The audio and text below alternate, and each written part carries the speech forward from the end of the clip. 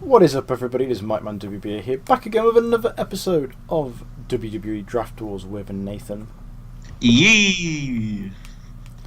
After the thrilling success that was WWE No Way Out, we are back with our regular schedule of Monday Night Raw, then WWE SmackDown, then Monday Night Raw, then WWE SmackDown, and then eventually we'll get another pay-per-view. But the next pay-per-view is not just any pay-per-view, it is the grandest diddly dang daddy of them all.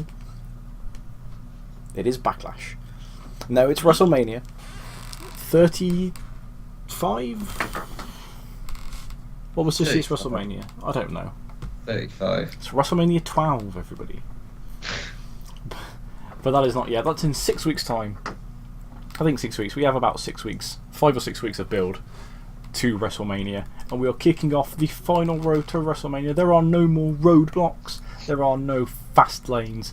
This is the one lane through the country up to WrestleMania, and we're kicking it off with Monday Night Raw live in the Matthew Knight Arena. No idea what that is. Don't really care. Nathan, kick us off.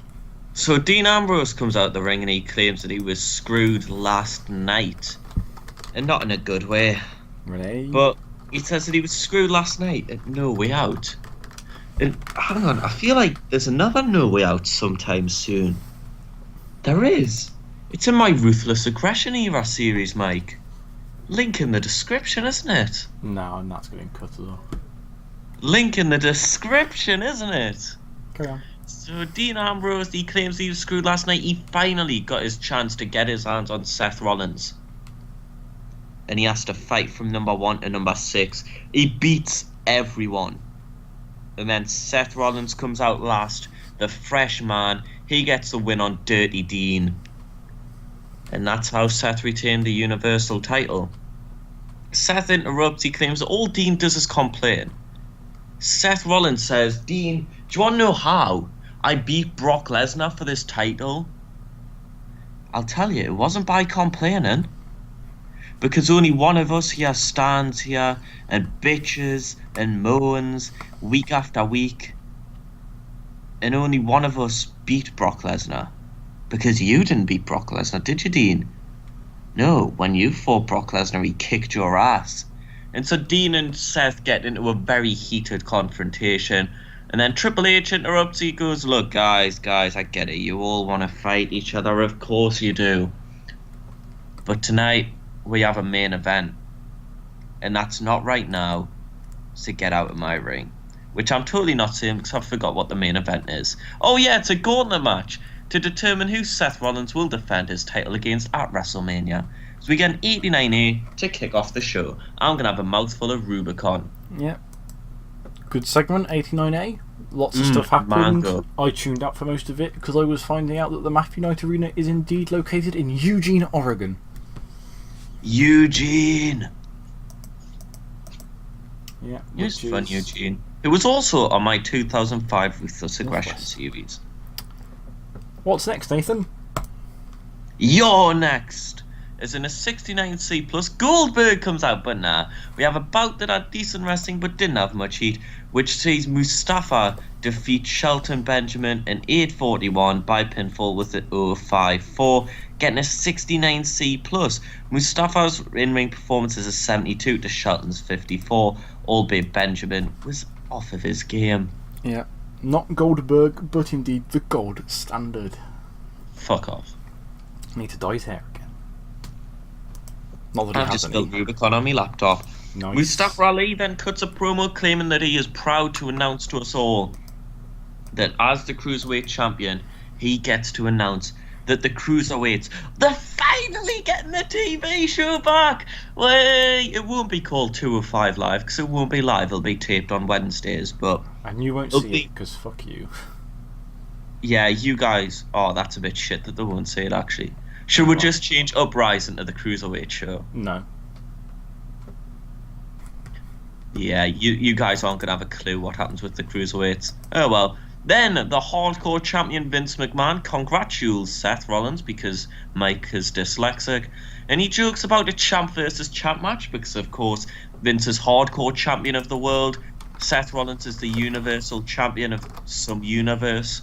Don't know which one, but a universe. Maybe Universal Studios. But those two men, they're happy, they joke around. And I'll tell you what, Mike, I wouldn't want to fight Vince McMahon for that belt. That's because you're a wimp. Bit harsh. I'll kick his ass. Go for the knees. Man 74, he's not getting back up quickly. It's mad that he's 74. He could die by the time this airs. Yeah, and if he has CM Punk, he'll be glad. Oh. Yeah. Sorry, pal. I feel like we should mention to everybody, even though I said you won't be getting the Cruiserweight show, you'll still get Cruiserweights on Raw and SmackDown. Mm-hmm. They'll still be here.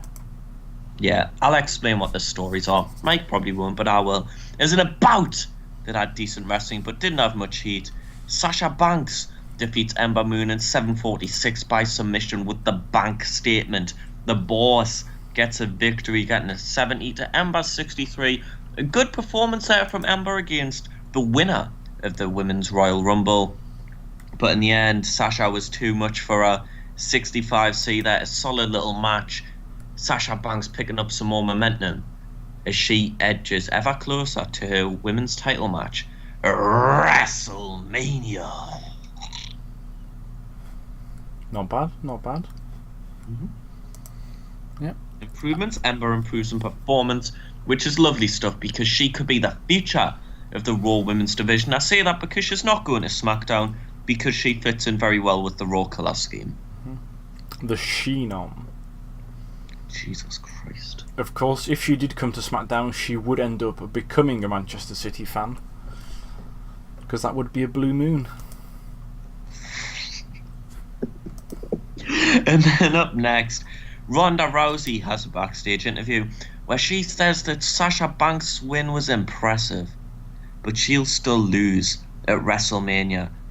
And Sasha Banks hasn't even chose her opponent yet, but Ronda is so confident that she knows Sasha's going to pick her because that's who Ronda Rousey is. She's the biggest draw in this company. She is a multi-industry star. She's a worldwide household name. You know, I was watching a wrestling match, right? It was Pac versus Robbie X from Defiant Mike. And one of the commentators says that Robbie X's stint on World of Sport for like 2 episodes has turned him into a household name across Britain. Right. How bollocks is that?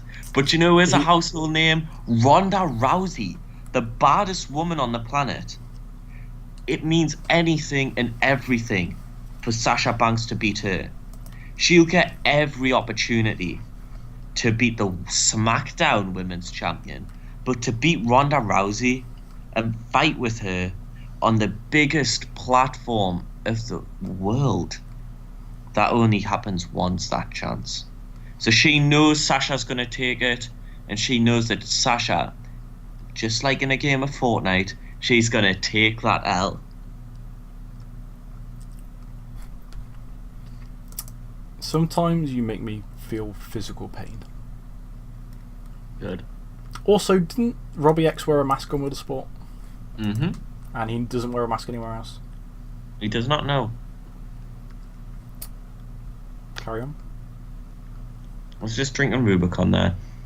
As in a bout that had great wrestling and a decent reaction from the crowd, the man, the Universal Champion, Seth Rollins, defeats Akira Tozawa in 5:58 by pinfall with a curb stomp. Seth gets a 90 to Akira's 64. Akira put up a good fight, but in the end, the champ was just too strong, getting a 90. Seth Rollins, he's not just the man, but what a man. Excellent stuff there. A 90, Mike, a 90. Not too bad. Any improvements? Nope. What a shame. Decent match for Seth Lee. Akira unlucky not to come away with a win. A very close match. Very close. Had him on the ropes for a minute there. Of the 6. Which is a shame. Backstage, Vince McMahon. He's speaking to Triple H backstage and he's like, look, I need a bodyguard to protect this title. There's guys everywhere. I've seen how this place is. And he says, "You," and points at a bearded man who is Luke Harper. He says, "You're my bodyguard now, god damn it. I've got a belt to protect. I can't lose this belt. This belt means everything to me. I put 10,000 stocks on the line just to win this belt. I can't lose it, god damn it." So Luke Harper then rolls him up and takes a belt. 1, 2, 3. 76 B- there for Luke Harper. Yeah. What a man. What a man. What Yeah, a man. What a man. mighty good man. What a mighty good man. Luke Harper, new hardcore champion. Then we have a 54C- where Luke defends that title in what is now a hardcore title match, beating No Way Jose in 57 secondos with a discus clothesline. He retains the hardcore belt for the very first time. Gets a 66, does Luke? Not bad. Yeah. Next segment. Then the lights go out and we hear some music. But before that we hear some words as the arena gets some red mist pouring through it. We hear, "I am the boogeyman and I'm coming to get ya." Dun, dun, dun, dun, dun. And out comes the boogeyman. He tries to roll up Luke Harper. He hits him with his clock. And Luke Harper then just discus clotheslines him into Iowa to retain the hardcore title. R.I.P. Boogie. Boogie Woogie Man. Rest in peace. Just like the clock will rest in pieces. Or the Undertaker. Smashed over Luke Harper's head. Oh. R.I.P. take that. We then have a 69C+, where Andrade Cien Almas claims that tonight he will win and guarantee his spot in the main event of WrestleMania. And then John Cena interrupts saying that he needs to back his words up. He's heard a lot of talk from Andrade.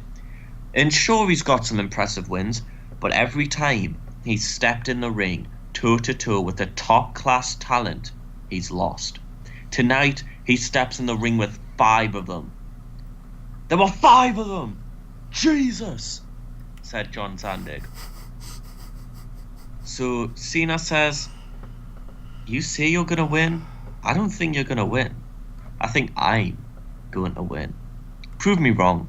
And Cena just walks away, like the duck from the Duck song. Waddle, waddle, waddle, till the very next match. Bum, bum, bum, bum, bum, bum, bum. I don't think it is next, actually. Can't be the very next day, because that would be SmackDown Live, and he's nowhere near that show.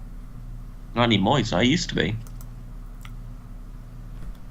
As we then get 72B-, where the Usos defeat the Club in 12:05 when Jey Uso pins Luke Gallows by pinfall with a double super kick. We've got all the Luke's booked tonight. Jimmy gets a 77 to Jay's 80, and the Club did nowhere near as good as they should have done. Correct. That's bad, man. Sorry, you caught me mid-yawn there, and it's not the state of your show. I'm just tired. Wow. But yeah, not a great rating by the Club. Usos are doing pretty good, though. Yeah. And a Hashtag 72B-. down since day one is H. They managed to pull a B- out of the Club, which is a sad thing to say, but fuck me, they did shit. To be fair, I don't think the Club have won in about 7 years, so... Oh, they beat the Revival 3 times in a row. And after that, Dolph Ziggler has an interview where he claims that he should be in the main event tonight. He should be fighting for his spot in the main event of WrestleMania. But instead, he's got to fight a loser. Some rookie who's just got here. He's got to fight who? Matt Riddle? What's a Matt Riddle? Ooh, he was in UFC. Yeah, well, I'm a former world champion. Where's your former world title accolades, Matt Riddle? I held a belt 7 years ago. What were you doing 7 years ago, eh? Eh? Aye. I'm going to beat the piss out of him, and I'm going to find a way to main event WrestleMania. 60C. That's it, mate. Yeah, that was it. We then get another 60C when 6 minutes 34 in a decent match, Matt Riddle chokes Dolph Ziggler out with the Bro Mission. This is the remix to Ignition, chokes him out by Bro Mission. Riddle gets a 48 to Dolph Ziggler's 64. You got another line or two of that song? No. No? Nah. Oh. I don't feel Let down. comfortable about R. Kelly right now. As up next, Rusev and Aiden English mock Bray Wyatt and Mike Kanellis, calling them whack jobs. Aiden then sings a song about how Bray Wyatt's a bad cult leader. Funny enough, it's an R. Kelly song. What are the odds? And he goes, it's the remix to Ignition. Rusev's gonna beat Bray Wyatt by submission. He's gonna lock him in the accolade. Bray Wyatt never gets laid. That's what he says. Well, that's a lie. He's just had a kid.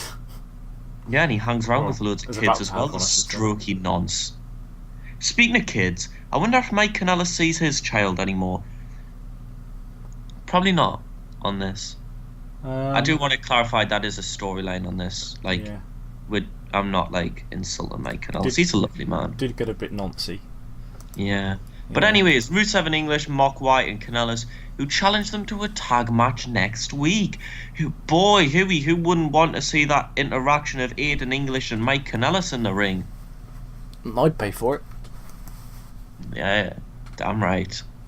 As then the main event in 81B, in a bout that had superb wrestling and good heat, Dean Ambrose defeats Bray Wyatt, Andrade Cien Almas, Finn Balor, John Cena and Rusev in 32-49 in a Gauntlet match. So we start things off with Rusev against Almas. They both go at it for about 9 minutes there, as Rusev hits the matchka kick on Andrade Cien Almas for the victory there. A very open match, brilliant performance from Rusev to get the victory. Almas tried his best, but as John Cena said, maybe he's not got what it takes to stay at the top. Rusev was then forced to go toe-to-toe with Finn Balor. They went about 8 minutes, but Finn Balor hits a coup de grace for the win over the Intercontinental Champion. Maybe we'll see a Fintercontinental Champion sometime soon. Bray Wyatt then beats Finn Balor in about 8 minutes again. Probably, I don't fucking know. I don't really care either. But Bray hits him with the Sister Abigail after countering the Sling Blade. John Cena then fights Bray Wyatt. He hits the A on him. Then out from under the ring comes Dean Ambrose, snaps the Dirty Deeds on Cena. 1, 2, 3. Your winner of this match and the new Universal Championship contender, Dean Ambrose, who gets a 90. Some good performances in there. Looks like the big boy is coming back for the big man. Yes, he is. Hashtag big man, hashtag big boy. Unfortunately, the big dog is injured, so they can't take him for a walk. Roof, roof. Big dog. Rusev. Any improvements? Doubt it. Oh, fair enough. Cena and Ruru in their technicals. In there let with the such dogs ring out? generals Roo, as Bray roo, Wyatt roo, roo. and Dean Ambrose. Who let the dogs out? Roo, roo, roo, roo. The 80B there. We increase our popularity in 26 regions. So not bad show, in all honesty, considering that there were some shit angles in there. Yeah, and some shit matches. Fuck off. And some shit booking. Fuck off. And some shit announcing. Fuck off. And some shit jokes. Fuck off. And an ATB, improving our popularity. 26 regions, not bad at all, considering there was a lot of shit.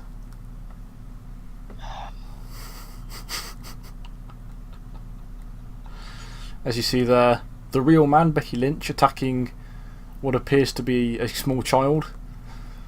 Not very nice. Yeah, because small children wear heels. I mean, they do in Dudley.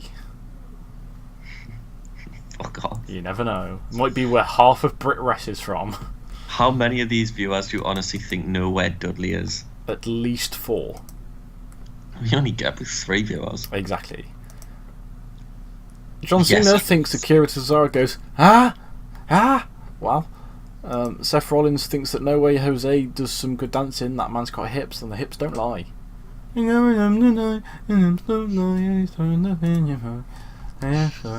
then we will see you in the next episode. Yee!